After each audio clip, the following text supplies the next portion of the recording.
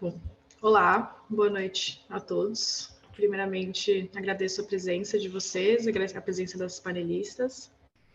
E começando com só a intenção desse encontro de hoje, é trazer informação para a comunidade latino-americana de fala portuguesa.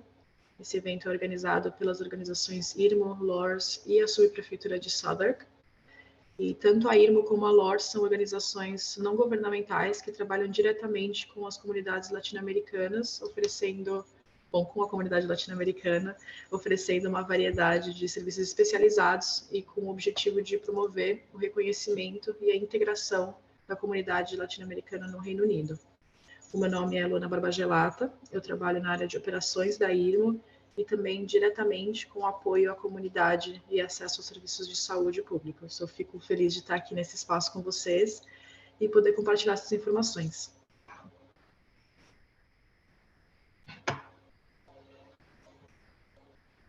Só esperando a gente passar para o próximo slide. Obrigada, Carolina.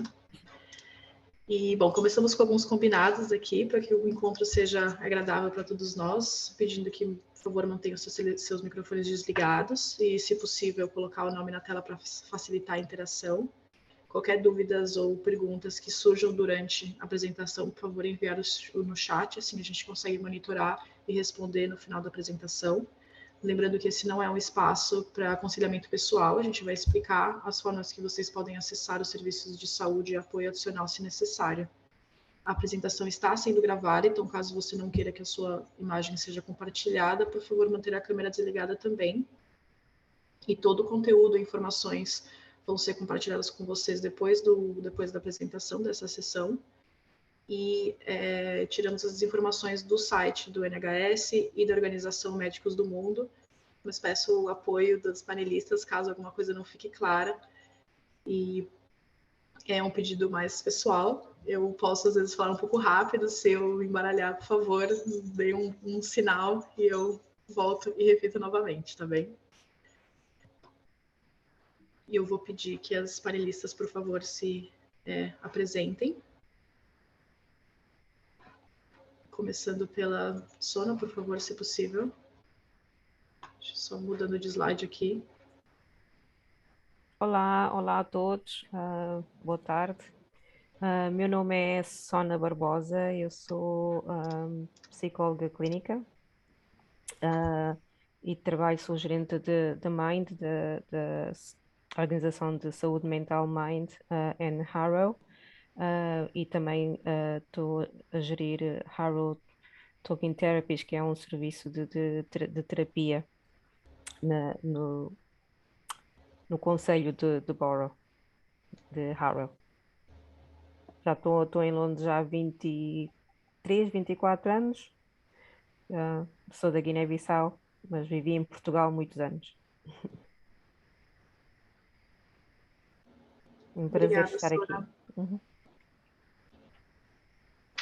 Obrigada, senhora Eumedina, se possível.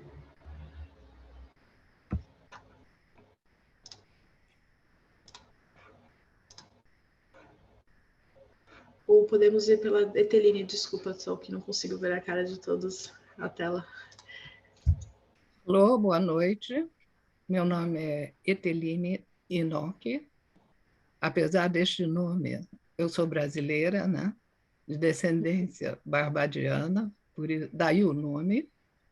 Eu me formei em medicina no Brasil, na Universidade do Rio de Janeiro, e lá se vão muitos anos.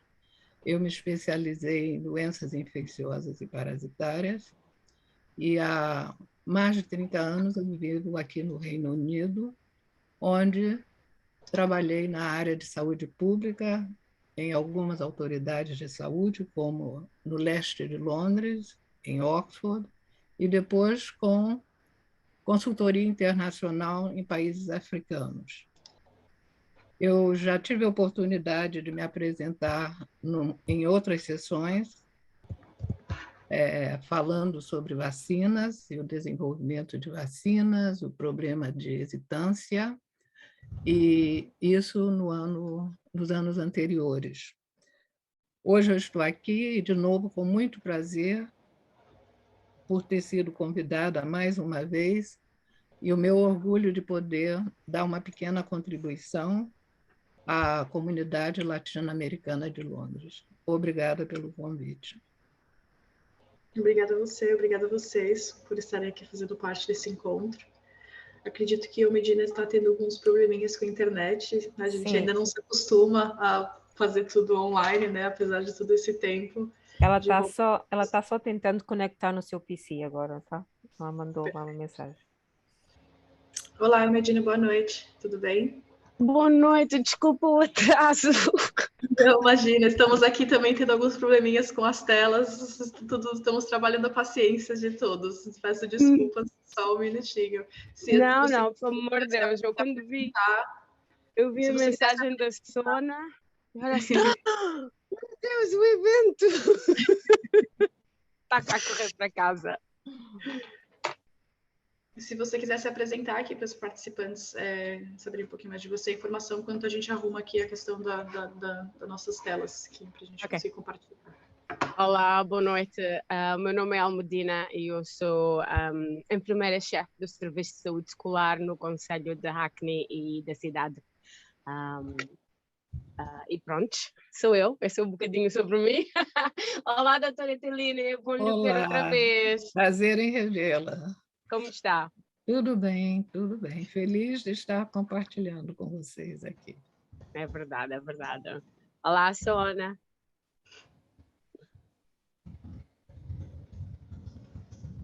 Estou mute. Olá, querido. Tudo bem? Tudo bem.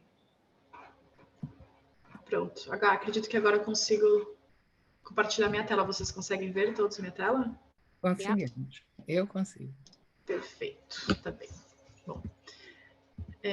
Então, para contextualizar um pouquinho a nossa conversa, só explicar de forma básica o que é um GP, que é a forma de acessar aqui no Reino Unido os atendimentos de serviço médico não emergentes, registrando nas clínicas locais de médico geral, que aqui são conhecidos como GPs. Os GPs trabalham em conjunto com outros especialistas, como ginecologistas, fisioterapeutas, dermatologistas, e são responsáveis por encaminhar pacientes para outros serviços, então eles acabam fazendo a ponte entre os serviços de saúde. E, por exemplo, caso você precise de alguma receita médica, prescrições ou fazer exames, o GP é o seu primeiro ponto de encontro, assim, de contato. E a importância como o GP acaba sendo o elo que conecta os pacientes com os outros serviços e profissionais da saúde, a importância de estar registrado vai além de qualquer emergência ou de estar doente ou não no momento presente. O GP fornece aconselhamento de qualquer tema de saúde, a bem-estar, desde saúde mental, doenças crônicas, mudança de estilo de vida, como, por exemplo, parar de fumar, ou, enfim, outros temas relacionados à saúde. E o GP também entra em contato com seus pacientes, lembrando da importância de exames anuais ou de rotina, como na Papa Nicolau. Também, durante a pandemia, o GP fez o contato com seus pacientes, convidando as pessoas para que fossem vacinadas, então acaba trazendo mais informação e conexão com qualquer tema relacionado à saúde, por estar registrado numa clínica local. E também, conforme explicado aqui no slide, é um serviço gratuito.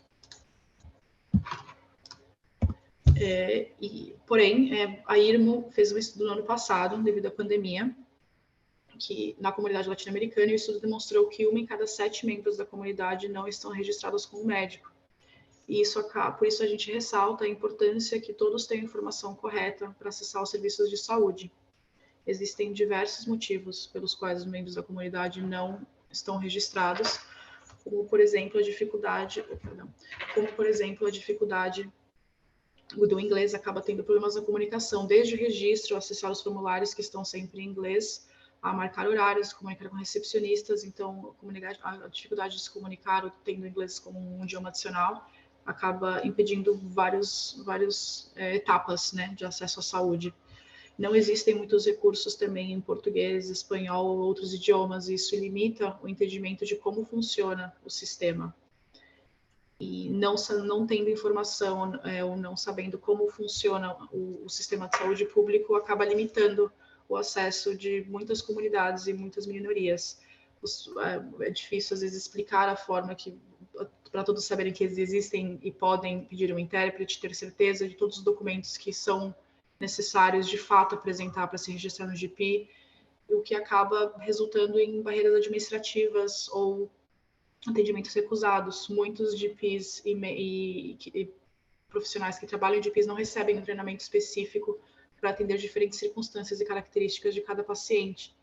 Então, não entender e não ter acesso à informação no idioma acaba prevenindo o acesso de todos. Acredito que durante a pandemia tudo isso foi ressaltado, né?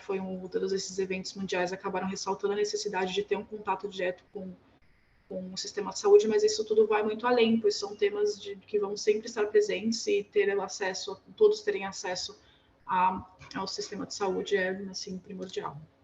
Vou falar brevemente de como você pode se registrar. Os GPs funcionam por área de capacitação, então você vai estar registrado no seu GP, num GP mais perto do seu endereço.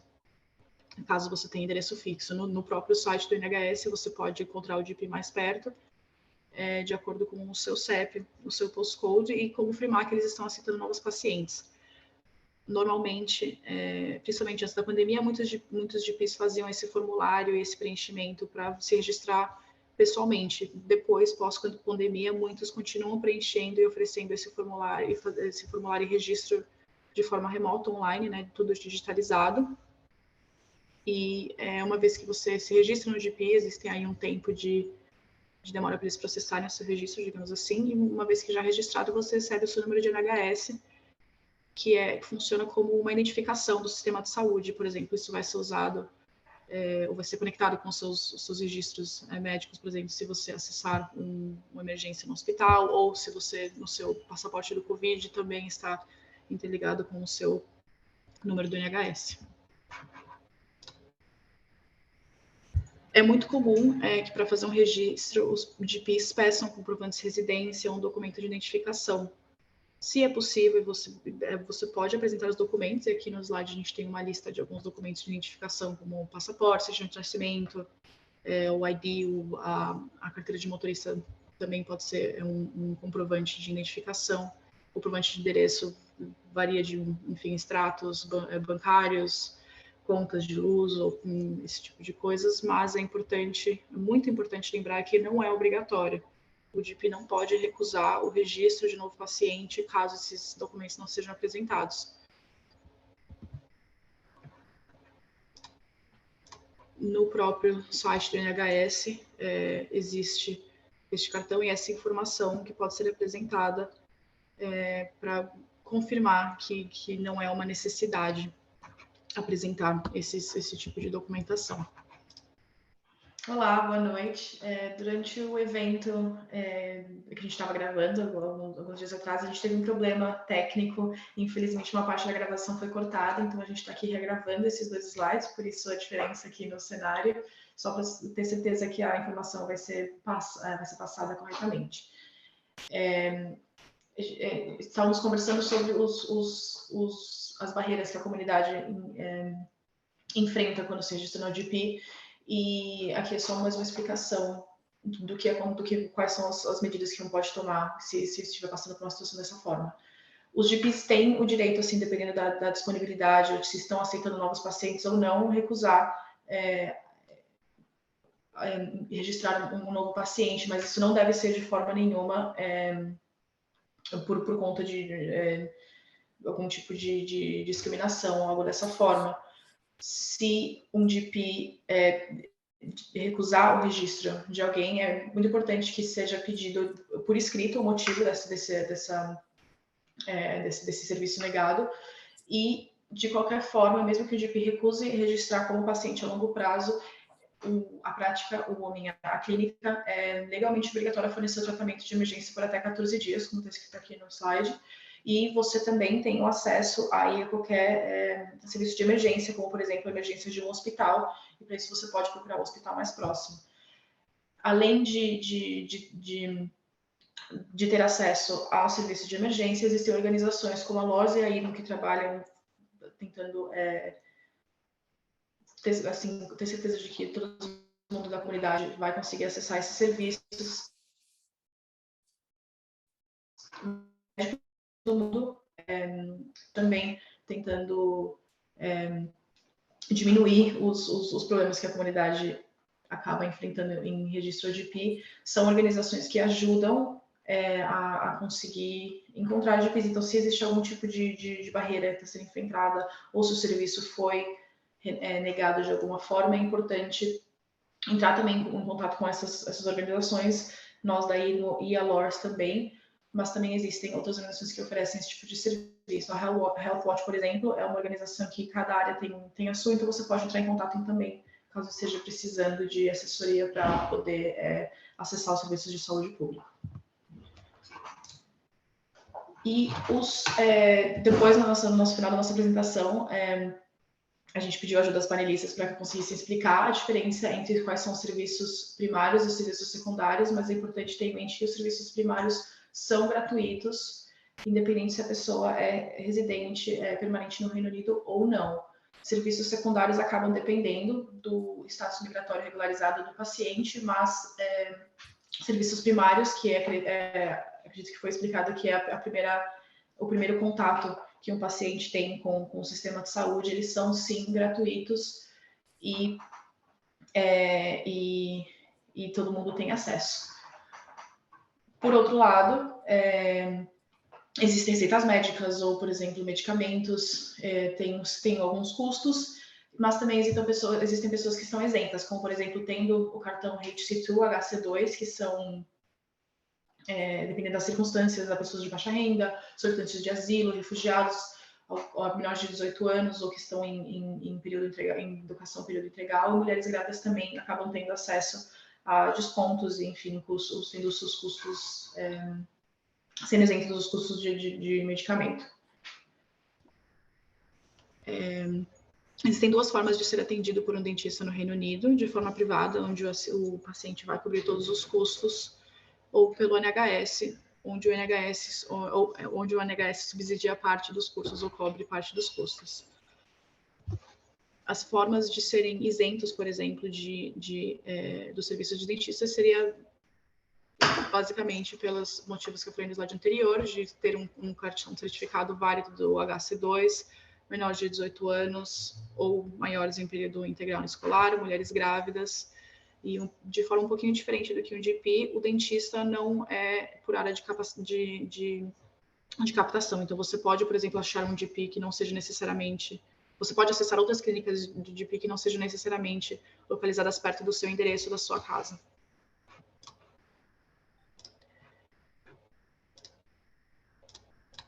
E, bom, agora eu me dirijo a palavra para a nossa primeira panelista, Sona. Obrigada. Não sei porque é que não estava a contar a ser a primeira.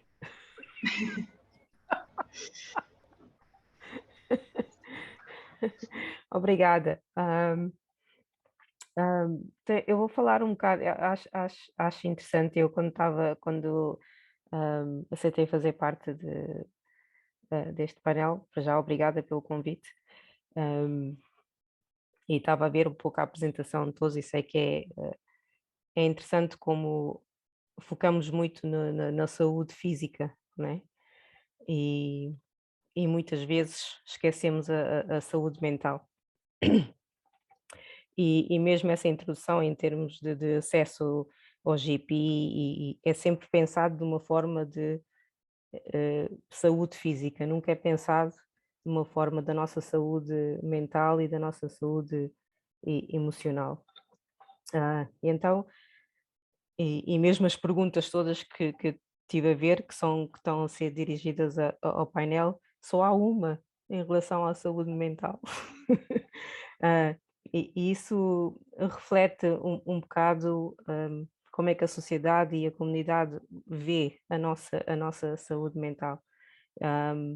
E pronto, e tem sido, acho que o foco e o objetivo da minha vida, da minha carreira, de tentar mudar um bocado isso, porque a saúde mental e o bem-estar emocional, para mim, é tão importante como a saúde física.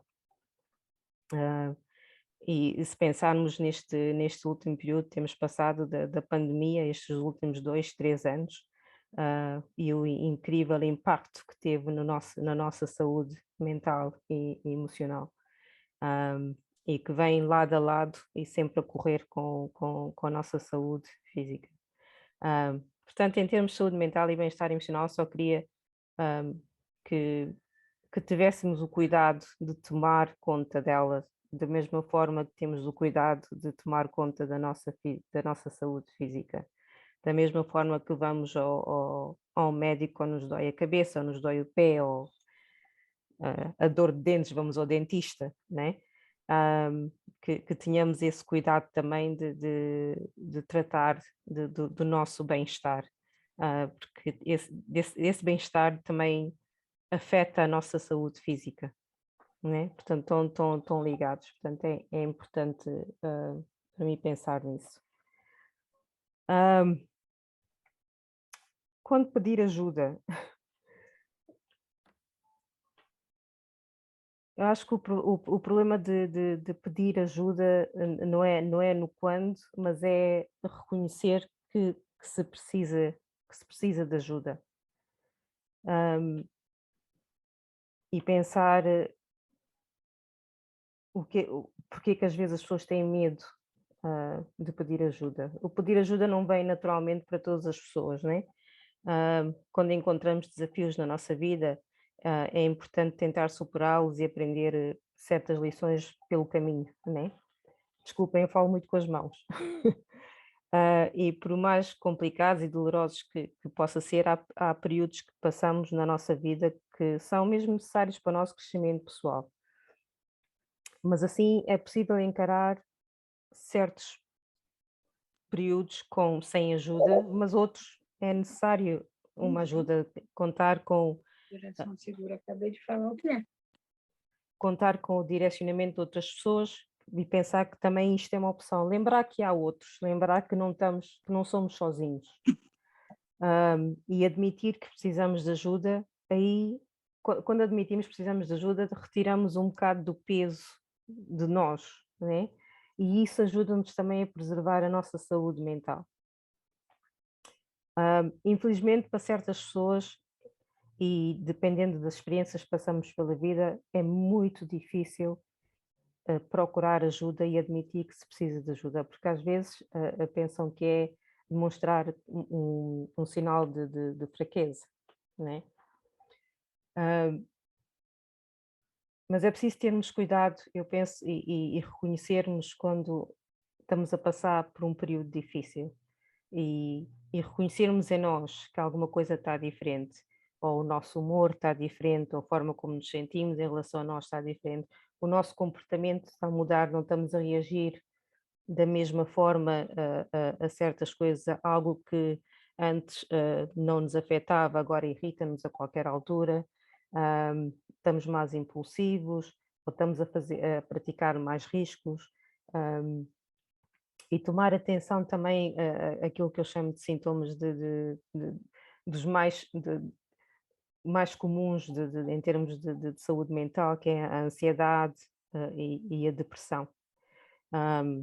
Tanto coisas como, se pensarmos em ansiedade, dificuldade de concentração, estar preocupada constantemente, pensarmos muito no futuro, insónia, ou dormir muito, falta de ar, palpitações. E em termos da depressão, é quando deixamos de ter um certo prazer nas atividades que antes eram prazerosas, né? Sintomas físicos mesmo que a depressão também tem, o cansaço, alterações de apetite, sono, fadiga, estar desanimado, isolarmos, não queremos estar com ninguém, deixarmos de fazer as coisas que gostávamos de fazer, evitar fazer coisas, uma diminuição da autoestima e, novamente, também dificuldade para concentrar. E indo um bocado mais a fundo na depressão, que às vezes pode levar a ideias de suicídio, que podem ter várias causas, mas está muitas vezes associada à depressão. aquela falta de esperança e achar que nada vale a pena e não queremos e há dias em que não queremos sair da cama, ter uma visão muito negativa em relação ao futuro, etc, etc, etc. Eu posso, quer dizer, são vários sintomas e são poucos os sintomas. Depende da situação e da pessoa. Portanto, temos os sintomas gerais e depois depende daquilo que é bastante específico a si próprio, né? Aquilo que a pessoa sabe. E as pessoas sabem, nós sabemos, alguma coisa não está bem, né? Há aqui alguma coisa, há aqui algum shift. E depois é termos aquela. Eu às vezes digo coragem, porque às vezes é coragem, às vezes é pedir, dizer que admitir para nós mesmos que alguma coisa não está bem custa, não é? E mais ainda poder dar aquele passo de dizer eu preciso de ajuda e como é que se diz, reach out, portanto pôr a mão e pedir a alguém para nos ajudar. Como e onde pedir ajuda? Bom,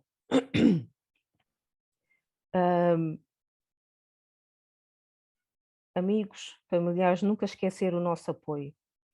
Nunca esquecer quem está ao nosso lado em primeiro lugar, não é?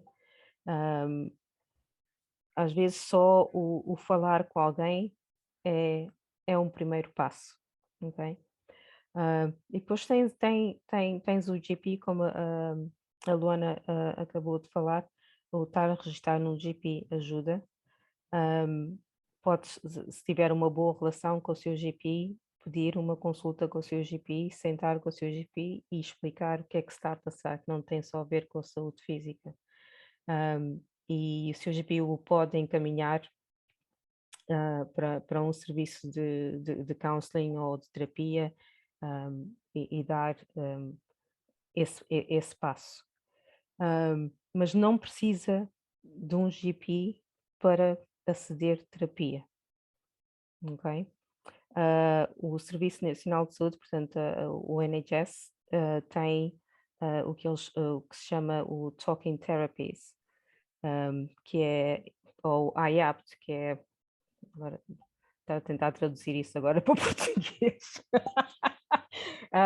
Mas pronto, é um programa que foi criado há cerca de 10 anos, 10, 12 anos agora, que é exatamente para permitir o acesso gratuito às terapias faladas, não é? E em qualquer concelho de Londres tem que haver um serviço de Talking Therapies. Portanto, para isso é que foi criado há 10 anos atrás, é algo do NHS. E, portanto, pode aceder através do GP ou podem simplesmente, através de online, procurar qual é que é o seu serviço de Talking Therapies e fazer, você mesmo, vocês podem ligar ou mandar um e-mail a pedir uma consulta, ok? É um serviço gratuito. E como eu disse, há pessoas também que uma das barreiras é exatamente porque saúde mental tem um estigma, não é? Saúde mental, as pessoas não gostam de falar, as pessoas não gostam, têm algo attached a ele que é às vezes vergonha, às vezes o não saber o que é, portanto, nem todas as pessoas querem ir ao GP e falar e dizer eu não estou bem em termos emocional. Portanto, têm essa via de fazerem isso por vocês. Agora, em questões de fazerem o seu próprio referral, de ligarem para o serviço, uma das barreiras é logicamente também a língua, não é? Em vários serviços, no meu serviço, por exemplo, eu faço questão de que a minha equipa seja composta por terapeutas que falam diversas línguas, ok? Sempre que possível.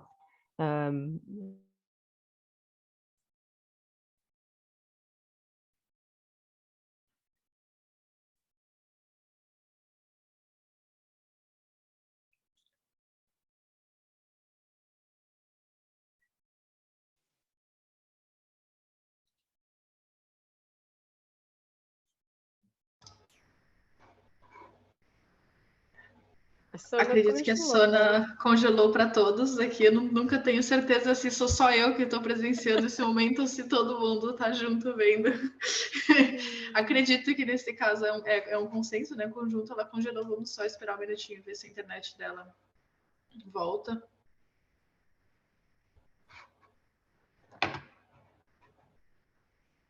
Ok. Talvez ela entre novamente. Talvez ela entre novamente. Vamos só esperar um minutinho, assim ela consegue concluir a linha de pensamento dela. Só um minutinho, por favor.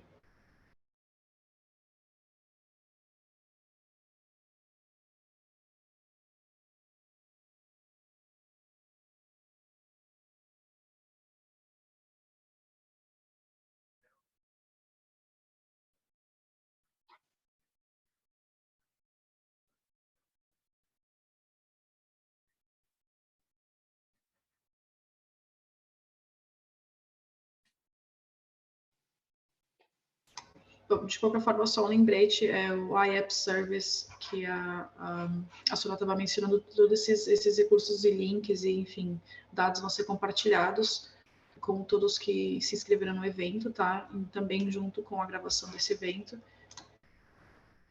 E existem também um adendo organizações como a LORS, que oferece apoio psicológico para a comunidade latino-americana, especificamente de fala portuguesa e espanhola, outras organizações como VOADS, enfim, existem outros recursos, além de serviços relacionados à NHS, tudo isso será compartilhado. E eu vou, acredito que, passar para o próximo slide, tá? Assim, enquanto a gente espera pela Sona voltar, só por precaução mesmo. E eu acredito que o próximo é para Eumedina, por favor. Olá, boa noite. Ok, eu quero falar um bocadinho sobre o direito dos pacientes. Nós todos temos direitos e esses direitos estão gravados dentro da Constituição do NHS. O NHS é uma organização tão grande e tão importante que tem a sua própria Constituição. E dentro dessa Constituição está a lista dos direitos do paciente. Claro que o outro lado da moeda é o que se espera do paciente. Portanto, nós, como pacientes, temos o direito de ser tratado com respeito e dignidade. Mas esse é exatamente o que os profissionais também esperam de nós. Tá? A moeda tem duas faces: o direito do público, do cliente, do paciente, e o direito dos profissionais de saúde que estão ali para servi-lo. Só para mantermos isso em perspectiva. O cliente, o paciente, tem o direito e só pode ser examinado com permissão. Portanto, é o que se chama de consent. Nós temos que pedir a permissão ao cliente. Se vamos medir a pressão arterial, você provavelmente já ouviu o seu médico ou enfermeira a dizer: eu vou-lhe medir a pressão arterial. Portanto, tem que verbalizar o que vai fazer e você pode dizer sim, com certeza, ou não, obrigada. É um direito que nós temos.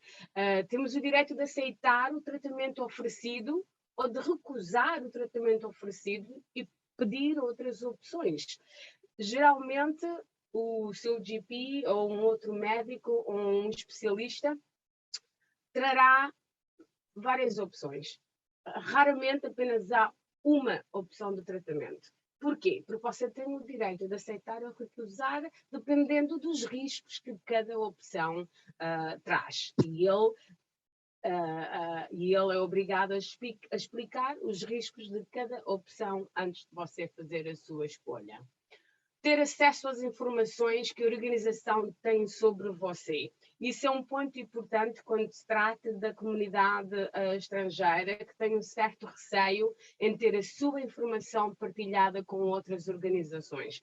Portanto, você, como cliente, tem direito a ter acesso a essa informação. Você pode pedir ao GP, se for um GP, ao especialista, se for um especialista, uma clínica ou hospital, que partilhe consigo a informação que tem sobre você.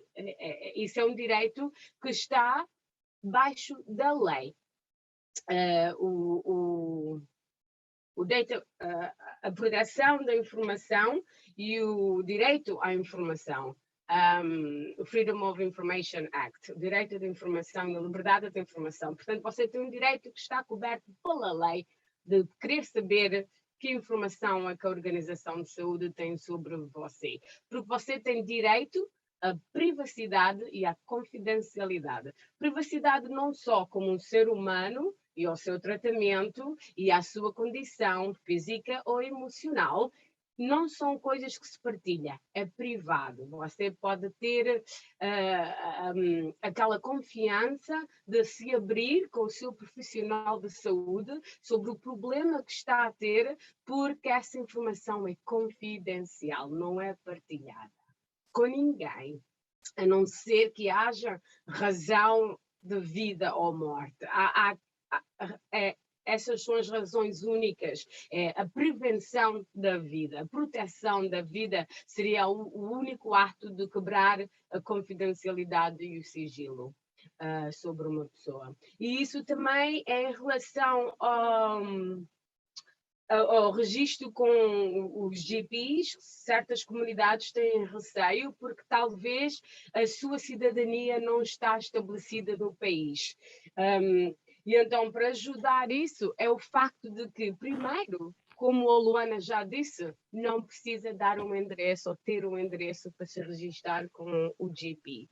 Segundo, em 2017, se não me engano, 2018, houve um acordo novo entre o Serviço Nacional de Saúde e o Ministério dos Negócios Internos, que é o Home Office, onde foi retirado aquele direito automático de partilhar informação sobre os pacientes com o Ministério dos Negócios Internos, o Home Office, como é conhecido, a não ser em casos onde há dívidas pendentes de uma certa quantia com a NHS. Aí sim a NHS pede ajuda a esse departamento para poder ter informações e seguir esse paciente estrangeiro que usou o serviço e não pagou, porque nem todos os serviços são grátis.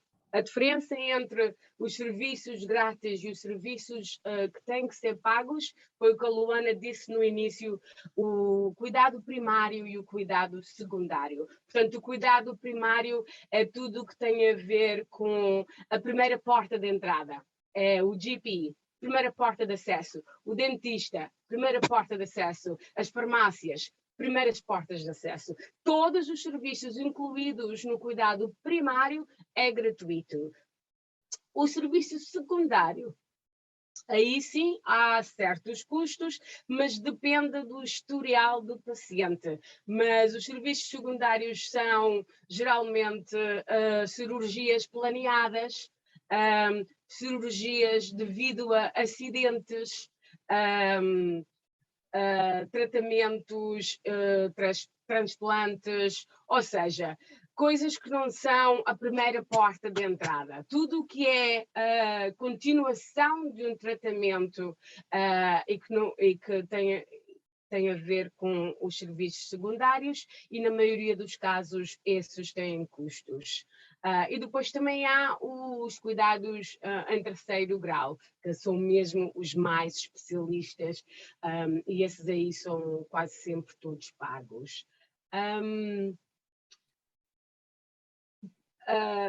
Há uma certa expectativa em relação ao tempo de espera para tratamento médico. Eu lembro-me que uma das perguntas era quanto tempo eu tenho que esperar para ser encaminhado para um especialista. Perdão, há um prazo também dentro do Serviço de Saúde para isso. Por exemplo, se for um especialista que não seja para situações urgentes ou situações onde a suspeita é cancro, o prazo de espera pode ser até 18 meses, porque há listas de espera, há uma falta de especialistas no Serviço Nacional de Saúde e Este prazo aumentou para até 18 meses, também devido aos últimos 2 anos de pandemia, onde muitos tratamentos foram suspensos e agora está-se tudo a voltar ao trabalho e há uma lista de espera que tem que ser gerada. No entanto, quando se trata de urgência, para proteger a vida e casos de suspeita cancerígena, o máximo de espera é geralmente 2 semanas. É claro que se for um acidente de carro, um tiroteio ou um esfaqueamento e a entrada é pela porta da urgência, não há essa espera nenhuma. O tratamento é feito ali na hora, no lugar de urgência, não é? Eu não sei se tenho mais algum slide aí, eu tinha outras coisas, mas... yeah. Obrigada. A Luana já mencionou, eu não vou perder muito mais tempo, podes te inscrever em qualquer GP Practice, é importante que pertença à tua localidade, porque senão o mais provável é que eles recusem a sua inscrição, porque os GPs estão em áreas relacionadas com a localidade, porque assim eles têm uma comunidade, porque o GP também gosta de criar a comunidade à volta de onde ele está, conhecer os pacientes, conhecer as famílias e conhecer as necessidades da localidade que têm um impacto na sua vida e no seu bem-estar. Portanto, o importante é escolher o GP dentro daquela área para que haja menos possibilidades de recusa. Se não estás contente com o serviço que o teu GP te está a dar, se achas que ele está sempre a correr e dá-te 5 minutos e pronto, não tem mais tempo para ti porque tem outros pacientes, se não te sentes bem servido, tens o direito de ver outro GP. Não precisas te registrar com uma outra clínica, podes pedir um outro GP dentro dessa clínica. Geralmente há 3, 4, 5, 6 GPs por cada clínica. Um deles é o teu médico de família, mas sinceramente, raramente tu apanhas consulta com o teu médico de família. Tu quando queres uma consulta, telefonas, quero marcar uma consulta, eles dizem-te, temos uma marcação terça-feira às 5 da tarde. Tu vais dizer sim porque tu queres aquela consulta. Quase nunca é o teu médico de família, mas o teu historial está no sistema, então qualquer dos médicos da clínica pode te ver e isso dá-te o direito de pedir não gostei do último médico que eu vi, eu acho que eu não vou ver esse outra vez não. Então da próxima vez quando você telefona, você especificamente diz, eu preciso de uma marcação, mas prefiro não ver essa pessoa. Obviamente é bom saber o nome do médico para poder escolher, né? Senão torna-se difícil. Ou então pode simplesmente dizer, eu quero ver a médica mulher. Aí eles já arranjam consulta para a médica mulher. Você tem esse direito de escolha, não é obrigado a ser visto por alguém se não se sente bem tratado, por qualquer razão que seja. Perdão. Outro direito que temos, é tanta coisa, não é? É tanta coisa. Vou tentar ser mais rápida, que é para não comer o tempo todo. Mas outro não, fique tranquila, desculpa, eu que mudei de slide. Outro direito que eu acho muito importante para as mulheres da comunidade que estejam grávidas ou que planeiam ter crianças, tem o direito de ter o bebê no seu hospital de escolha. Não é obrigado a ter o bebê no hospital local, caso você não esteja contente com o serviço, com a forma como não tem acesso ao serviço, se calhar a midwife não tem muito tempo para lhe ver regularmente como deveria. Nós sabemos que nem todos os hospitais estão no mesmo nível de qualidade, né? Há hospitais melhores, há hospitais piores e temos esse direito, você pode ter o bebê aonde quiser. Eu acho isso muito importante porque é um momento muito importante na vida de uma mulher e há situações traumáticas que podem ser prevenidas se você escolher um hospital com o melhor review, o melhor... não sei dizer a palavra em português. Pode pedir um chaperona Por exemplo, se o seu médico é um homem, você não se sente confortável em explicar, ou em falar, ou em ser examinada, pode pedir um chaperone, pode pedir um intérprete. Na hora de marcar a consulta, diga, eu preciso do intérprete, e na sua consulta já vem lá a marcação feita com o intérprete, e quando o GP lhe chamar para a sala, ele já tem o intérprete na linha telefónica para fazer o serviço. Nós temos um monte de direitos que, infelizmente, muito não sabemos, então eu acho esta sessão hoje muito bom. Pode pedir, se você tem problemas de mobilidade, se é difícil caminhar, sair de casa, descer escadas, ir à farmácia, levantar o dinheiro, levantar o remédio, pode pedir que o medicamento seja mandado para a farmácia mais próximo da sua casa. Pode pedir que o medicamento seja repetido automaticamente se for um tratamento longo. Assim você não tem que ir à clínica todos os 30 dias, dependendo da quantidade de remédio que for receitada, pedir uma receita nova. Ele pode ser automaticamente repetido e automaticamente entregue na farmácia ao pé de casa. São coisinhas que muita gente não sabe, mas que ajudam muito para quem não está bem fisicamente ou emocionalmente, ajuda muito. Agora sim, podes mudar o slide. Obrigada. E está ligado ao que eu disse antes. Profissionais de saúde, nós não partilhamos a informação médica, mesmo que outras agências peçam, porque está protegido pela lei, e quebraria a confidencialidade do paciente. Informações como o seu nome, o seu endereço, a razão médica, só pode ser partilhada com a sua permissão ou quando há risco de vida, exatamente como eu já disse antes. Pronto, a NHS não pode partilhar informação quando está a buscar informação sobre pacientes com dívidas por pagar, apenas quando é necessário proteger o bem-estar de alguém, ou como eu disse antes, quando essa quantidade é acima de um certo limite, aí sim eles tentam recuperar esses fundos, porque afinal de contas esses fundos são é o que permite o tratamento grátis para o resto da comunidade e do país, não é? Então faz sentido eles tentarem recuperar certas quantias quando os pacientes não pagam. Tenho mais algum slide? Acredito que isso é tudo, Almedina. Obrigada. Ah, que bom! Não, muito obrigada. Muitas informações super importantes. Até assim, até para mim está sendo super benéfico. Muito obrigada. Prazer. Bom, continuando com a doutora Eteline, por favor, te dirijo a palavra agora. Obrigada. Eu fiquei de falar um pouco sobre a situação atual do Covid. E a ideia, eu acho que era justamente tentar mostrar ou sugerir que, em relação à vacina, há tempo ainda para as pessoas que, por um acaso, ainda não se convenceram de que esta vacina é importante.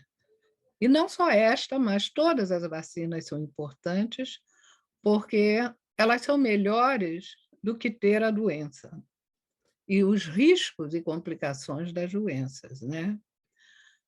Então, no caso do Covid, vocês devem relembrar que o primeiro caso ocorreu na cidade de Wuhan e foi notificada no dia 31, eu coloquei no slide 1, mas foi no dia 31 de dezembro de 2019. Muito rapidamente, a Organização Mundial de Saúde e outros grandes representantes da área de saúde pública internacional perceberam que essa doença ela era de transmissão muito rápida. E por que isso? Porque em 11 de janeiro de 2020, ela já tinha se espalhado por toda a China. Já em 14 de fevereiro, portanto, vamos dizer, em 1 mês e 14 dias, a doença já tinha atingido o continente africano e o continente europeu. A partir desse conhecimento que tivemos sobre a expansão e a propagação da doença, a gente pôde definir 2 conceitos. Um primeiro era o que é uma pandemia? O que é uma epidemia? A epidemia, o processo de epidemia, epidêmico, ocorreu durante a expansão do primeiro caso dentro da própria China. Mas quando a doença começou a atravessar as fronteiras para outros continentes, e aqueles continentes foram atingidos em sua totalidade pela expansão, pela propagação do vírus, da Covid, nós começamos a falar numa transmissão e num crescimento pandêmico. Ou seja, ela não estava limitada à China, ela estava limitada a um continente, o africano, e depois o continente europeu, e mais tarde os continentes latino-americano, o continente africano. E foi então que, em março de 2020, a Organização Mundial de Saúde teve que declarar que estávamos diante de uma pandemia. Era uma doença nova, não tinha tratamento e não tinha métodos de prevenção. E não só isso, as mortes aumentavam a cada dia. Tanto é que, em dezembro de 2021, já haviam mais de 1.643.086 pessoas acometidas pela Covid. Essas pessoas tinham tido um teste mais ou menos dentro daquele período, mas em termos das mortes, tínhamos quase 60 mil mortos, que eram pessoas que tinham testado positivo nos 28 dias anteriores. Vocês vão de lembrar aquelas reuniões todo dia de revisão da situação, no Reino Unido, em que todos os dias eles davam os dados da propagação do Covid-19. Ela continuou expandindo e hoje podemos dizer que, em termos de dados cumulativos, existem mais de 508 milhões de casos, existiram 508 milhões de casos, globalmente. Em termos de mortes, 6,22 milhões de mortes, também dados cumulativos. O que há de diferente? O próximo slide, por favor. O que há de diferente? O que há de diferente é que, no período de 1 ano, surgiu uma vacina, por causa de um esforço muito grande de pesquisadores a nível global, e a tentativa de criar medidas criativas para criar essa vacina o mais rápido possível, em vista da alta mortalidade global. E o que aconteceu? Em 1 ano, a vacina tinha sido aprovada. Existiam mais de 100 candidatos à vacina contra a Covid. Mas, no final, as primeiras foram aprovadas e, imediatamente, os governos começaram a implantar os programas de vacinação. E, como nós sabemos, muitos tinham um descrédito em relação a essa vacina. Havia as pessoas que estavam convencidas que iam aceitar uma oferta para se vacinar, mas existe até hoje pessoas que achavam que não iam se expor às vacinas contra a Covid. A minha pergunta, então, era, ou a pergunta, eu acredito, de todos nós que estamos participando da organização: a vacina ainda é necessária? Por quê? E a explicação que eu tento dar é que, primeiro, na minha introdução, nós podemos ver que a Covid-19 ela se propagou rapidamente pelo mundo. Mas não só isso. Nesse processo de transmissão rápida, o vírus foi se transformando. ele começou a sofrer mutações. Então, começaram a surgir variantes.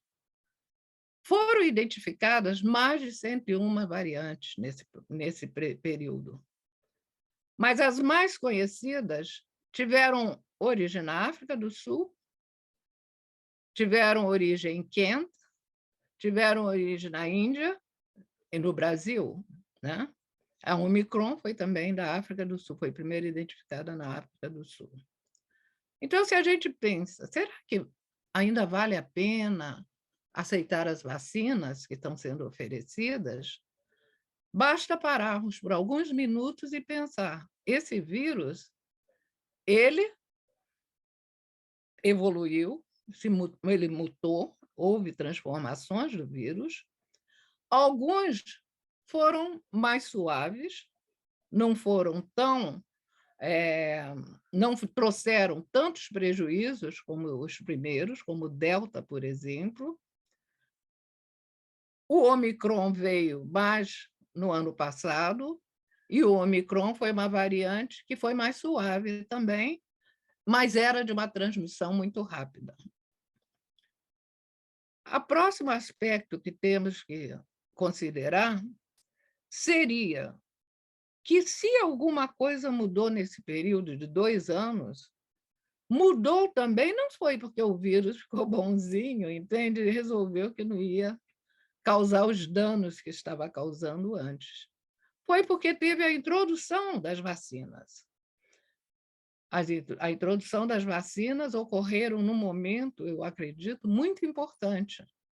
E o Reino Unido, ele foi um dos países, a nível global, que iniciou essa campanha e iniciou a implementação das vacinas. E aqui no Reino Unido, no dia 8 de dezembro de 2020, a vacina estava à disposição da população, mas seguindo grupos prioritários. Tinha um problema de distribuição das vacinas em todos os serviços do Sistema Nacional de Saúde, então começaram a dar prioridade aos grupos de pessoas mais idosas, que eram as pessoas com maior risco de serem afetadas pelo vírus e que tinham maior risco de complicações, de necessidade de internações, né? E necessidade de tratamento intensivo. Então, eles deram prioridade primeiro ao grupo de 80 anos, acima de 80 anos. E vocês vão de lembrar que no dia 8 de dezembro de 2020, aquela senhora de 90 anos foi a primeira a receber a vacina. Eu acho que ela ficou conhecida internacionalmente por isso. Mas ela foi a primeira. Mas a campanha foi tão bem sucedida, e eu acho que não foi sucedida porque, sabe, eu vejo o sucesso da vacina contra o Covid-19 devido a um sistema amplo, como é o Sistema Nacional de Saúde desse país, o esforço de todos os profissionais de saúde que estavam realmente altamente comprometidos e envolvidos em tentar mudar a história de transmissão do Covid-19, e também a disposição de pessoas que estavam na linha de frente, dando a informação e tentando fazer com que fosse um sucesso essa campanha. E assim, em um ano, em 8 de dezembro de 2021, já haviam 120 milhões de doses de vacina distribuídas. Agora, minha pergunta é a vacina ainda necessária? E por quê? Se não fosse necessária, nós não teríamos atingido uma alta proporção da população do Reino Unido vacinada com 3 doses da vacina. E isso era muito importante porque, embora as pessoas que sobreviveram de Covid tivessem também adquirido certa imunidade, a nível de comunidades, nós precisamos de pelo menos 80% de imunidade selvagem, vamos dizer, a imunidade que existe na comunidade. Então, significaria que nós precisaríamos vacinar pelo menos, mas eu acredito que mais, até de 90% da população com a vacina contra o Covid. Então, eu acho que ela é necessária. Quem ainda não tomou a vacina devia considerar seriamente essa possibilidade e, compreendendo pelas apresentações anteriores de hoje, como vocês podem acessar o sistema de saúde, eu acredito que vocês poderiam pegar mais informações sobre as vacinas, tirarem suas dúvidas e tomar uma decisão, porque vocês estariam contribuindo para proteger pessoas que não têm condições de receber vacina ou porque tenham doenças subjacentes de alto risco e não poderiam ser vacinadas, ou crianças muito jovens, bebês, vamos dizer. Então, eu acho que ainda é pertinente continuarmos nessa campanha educacional para informar a comunidade latino-americana, brasileira também, em especial, da necessidade de se vacinar e explicar que sempre que houveram vacinas, houveram também grupos contra vacinas.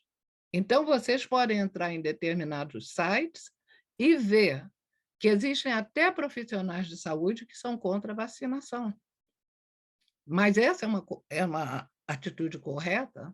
Nós temos que refletir sobre isso, porque existem muitas desinformações sobre vacinas, sempre existiram, vão continuar a existir, e vai precisar de um batalhão de profissionais sensíveis, né, para poder explicar a importância delas. Para que vocês tenham uma ideia, na época que a primeira vacina começou a se desenvolver, foi em 1796. E esse grande pesquisador, Jenner, ele testou, ele nem sabia o resultado que ia encontrar, mas ele utilizou pus de cowpox, que dá nas vacas, né? Ele pegou o pus e contaminou uma criança de 9 anos. E ele se surpreendeu porque a criança teve uma forma muito suave de smallpox. Agora, ele começou a pensar, eu fiz isso, ele fez isso porque ele tinha observado que as mulheres que tiravam o leite das vacas, elas não se contaminavam, elas estavam bem e não pegavam a doença das vacas. Então, ele resolveu usar essa forma, que é como uma forma atenuada do vírus smallpox. E ele usou essa forma e comprovou, e começou a chamar de vacina, por causa da ligação com a vaca, né?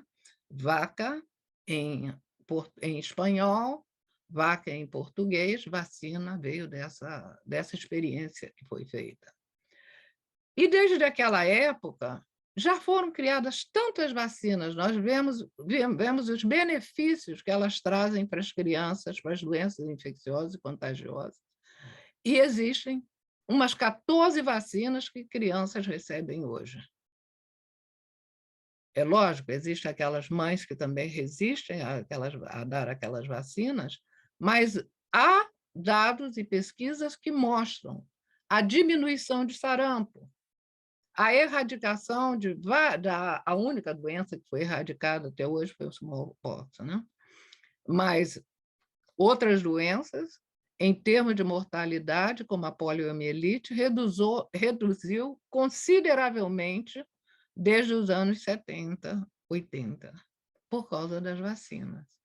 Eu acho que a gente deve refletir um pouco e dar um pouco mais de valor às formas preventivas da saúde, porque prevenção é melhor que cura. Prevenção é menos cara, é mais barata. ela pode atingir uma grande proporção da população. E prevenir via o risco de altas mortes e complicações não é uma coisa sensível. Eu acho que era essa a mensagem que eu gostaria de dar. Obrigada a vocês pelo convite, obrigada aos que estão participando. Obrigada a você, muito interessante. Muito interessante, muita informação importante. A gente vai falar um pouquinho depois da sessão de perguntas e respostas, como a Irma e a Lor diretamente podem ajudar caso alguém ainda não se tenha vacinado. E, bom, agora eu tenho algumas perguntinhas, a gente vai acabar limitando para uma pergunta para o panelista, por questão de tempo.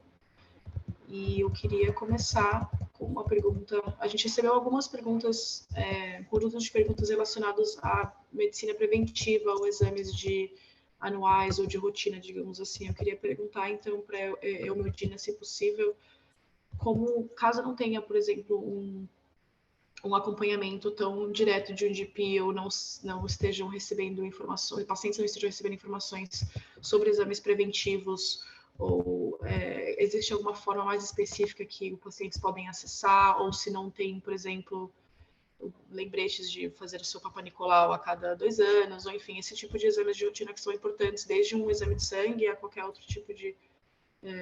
enfim. Você está no mudo, desculpa. Obrigada. 2 anos e continuamos a esquecer de clicar no botão. Infelizmente, quando se tratam de testes regulares, tipo o Papa Nicolau, ou o smear, ou o exame ao peito, ou o exame de sangue, tem que ser encaminhado pelo GP. Faz parte do processo de exame regular que cada etapa... cada idade, cada grupo de idade faz certos exames a certas alturas. O Serviço Nacional de Saúde segue a vida de uma pessoa do nascimento até à morte. E há certos exames que chega, por exemplo, chega aos 50 anos e manda um convite a todos para fazer um exame geral. O Papa Nicolau, que eu acho que é o mesmo que o smear, começa agora, os convites vêm, eu acho que começou aos 25, devido ao falecimento da Jade. O falecimento da Jade foi um momento crucial na nossa história moderna. A Jade era uma jovem que se tornou famosa através do Big Brother, um influencer. Ela era jovem e ela faleceu com o cancro do útero, do ovário, agora não me lembro, mas foi bastante grande, porque ela era uma figura famosa, mediática da televisão britânica, e houve vários projetos e angariação de assinaturas para mudar a idade dos testes, de recomendação dos testes para que fossem para mais jovens e não apenas para pessoas de uma certa idade. E então, cada idade, cada grupo de uma fase etária tem um certo exame, e essas recomendações vêm para quem está registado com o Serviço Nacional de Saúde. Se não está registado com o Serviço Nacional de Saúde, a única oportunidade é o privado, infelizmente. Ou então, ter uma entrada crítica no serviço de urgências, onde fazem um teste e descobrem outras razões para fazer alguns desses testes, como o teste ao sangue, ou outras razões, se descobrem algo num scan, num MRI scan, e querem prosseguir para saber se é cancerígeno ou não. Não há outra forma, e é muito importante estar registado com o GP para poder seguir esse processo que o NHS tem para o ser humano durante a vida. Perfeito, muito obrigada, Medina. Eu vou voltar então, Sona, se você me permite, com o seu slide. Acredito que a gente ainda estava concluindo o último ponto, e aí a pergunta dos inscritos para essa sessão é como ter acesso a aconselhamento, apoio psicológico se eu não falo inglês. se inglês é um idioma. Para o seu slide. Mil desculpas a todos também, porque a minha internet resolveu ir à vida, ao mundo em que vivemos hoje em dia, infelizmente. Portanto, como ter acesso? Portanto, como eu disse, através do seu GP, é uma das formas. O Serviço Nacional de Saúde e os Talking Therapies, o Serviço de Talking Therapies do Serviço Nacional de Saúde, exige de uma forma que a pessoa esteja registada com o GP, ok? O estar registado com o GP não significa que tem que pedir ao seu GP para ser referido ao serviço, não é? Mas quando for visto pelo serviço, vão-lhe pedir os dados do GP. Agora, é muito importante aquilo também que acho que a Dina também já disse, que é a questão da confidencialidade, ok? Apesar de pedirem os dados do seu GP, não vai ser passado para o seu GP nada do que foi dito na terapia, ok? Portanto, a única coisa que poderá passar para o seu GP é se haver risco de vida, seu ou de alguém próximo que tenha sido, por acaso, dito durante alguma das sessões. Aí, então, o serviço irá contactar o GP nessa altura. Tirando isso, não há qualquer contacto, mas realmente tem que estar registado num GP se quiser aceder ao serviço de Talking Therapy, ao serviço de counseling ou terapia do Serviço Nacional de Saúde. Como disse, pode ser através do seu GP ou pode simplesmente ligar ou mandar um e-mail. E a questão da língua é ou pedir ajuda só para alguém ligar e quando ligar fazer questão de mencionar que precisa de um intérprete na sua língua e a partir daí o serviço, assim que fizer, vou-lhe marcar uma primeira consulta, que é assim que funciona, que é o assessment, e depois então se acharem que realmente precisa dessa ajuda terapêutica, vão-lhe passar para um dos terapeutas e o terapeuta também vai pedir então o intérprete se o terapeuta em si não falar a língua. Ok? Como eu disse, há serviços que fazem esse esforço de ter na equipa terapeutas que falam diferentes línguas, mas nem sempre é possível, como nós sabemos, né? Porque não há psicólogos ou terapeutas em Londres que falem todos, quer dizer, haverá, mas podem não fazer parte do Serviço Nacional de Saúde. Ok? Outra forma de aceder terapia é através da Associação de Counselors, de Terapeutas, que é o BSCP, ou de Associação de Psicólogos, que é o BPS, todos têm um site. Existe um directory, não sei como é que se diz isso em português agora, não lembro. Mas há um directory que é mesmo em que você pode ir e dizer preciso de terapia e escolher, até pode pôr a língua em que precisa e vai-lhe fazer uma seleção de terapeutas que existem na área e que falam essa língua e depois que oferece. Agora, a questão aí é que esses terapeutas podem não estar ligados ao Serviço Nacional ou podem não estar ligados a uma organização não de lucro, né? E aí pode haver custos associados a isso, né? Pode ser uma terapeuta privada. Mas existem várias associações também não governamentais que oferecem terapia e oferecem terapia em diferentes línguas. Ok? Eu posso depois mandar talvez uma lista de sites onde as pessoas, onde se pode ir ver e procurar terapia nesse sentido. Okay. Muito obrigada, Sora. Muito obrigada. A gente pode compartilhar essa lista com todos os inscritos também e fazer isso como um recurso, um resource para que seja acessado, caso necessário. E, bom, para concluir, queria perguntar, Eteline, a gente tem uma pergunta em relação aos riscos da vacina, agora que foi aberto para crianças de 5 a 11 anos, saber se você pode explicar um pouquinho mais, expandir nesse tópico, por favor. Os riscos, de acordo com a evidência que temos hoje, né, depois de todos os testes que foram submetidos antes da aprovação das vacinas, é que as reações, em geral, são mínimas. Na maioria delas, mínimas, e elas são representadas por certa dor no local da vacinação, talvez um pouco de cansaço, fadiga. Alguns casos relatam dificuldade de respiração, mas isso já seria provavelmente mais adiante, talvez até durante dias depois, não nos primeiros 3, 4 dias. Mas, em geral, as reações tendem a ser mínimas, né? Havia e há aqueles casos com a AstraZeneca em relação à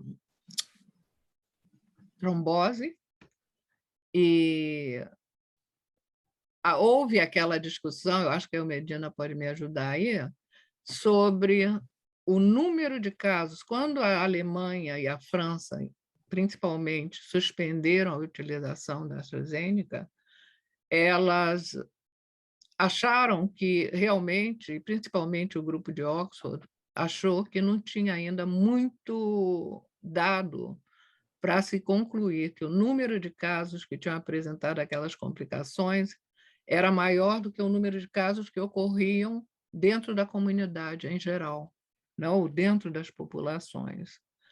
E me parece, pela evolução dos programas, nós não temos assim conhecimento de muitos e muitos casos como era esperado naquela época.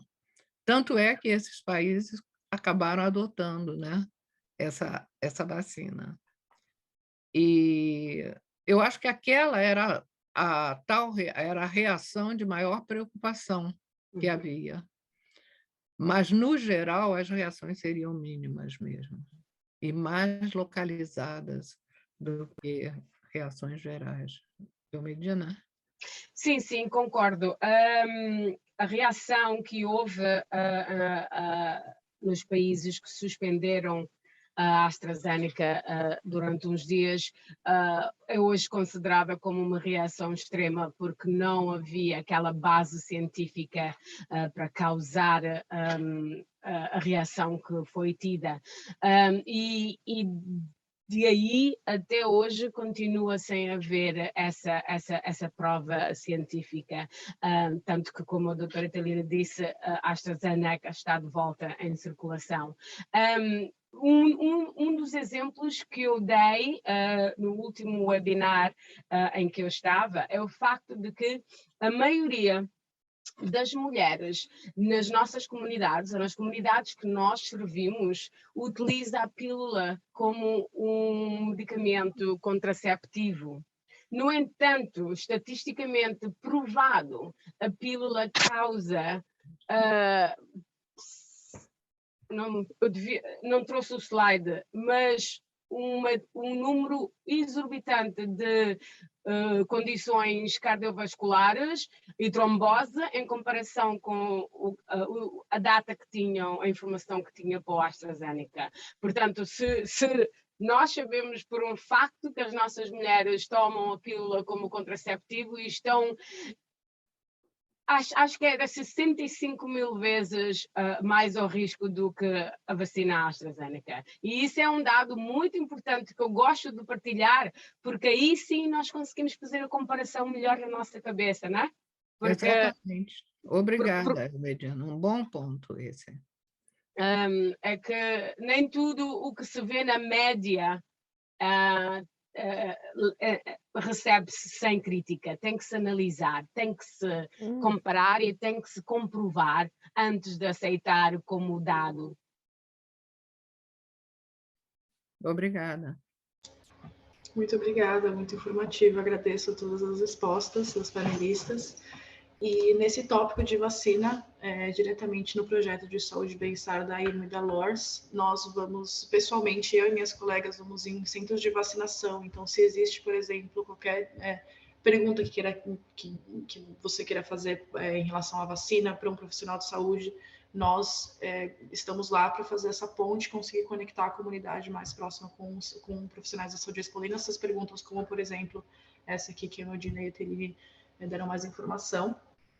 Esse projeto que a gente tem com a IRMA e a LORS também, ajudamos com o registro AGP. Se existem qualquer pergunta, por exemplo, se está existindo alguma dificuldade para ser registrado ou acessar o médico, a informação não está clara, a gente ajuda com todos esses temas, então, por favor, enfim, essa informação vai ser compartilhada, mas se quiser tirar uma foto, mandar um e-mail, vocês podem entrar em contato conosco diretamente. E na semana que vem, como um exemplo, né, são centros de vacinação que nós estamos semanalmente no Borough de Southwark. Essas são as clínicas que estaremos na semana que vem. De qualquer forma, né, semanalmente a gente vai compartilhando essas informações nas redes sociais, e se existe alguma dúvida de um evento que vamos participar ou qualquer outra nova localização que sejamos, vocês podem entrar em contato conosco diretamente para saber esse tipo de informação.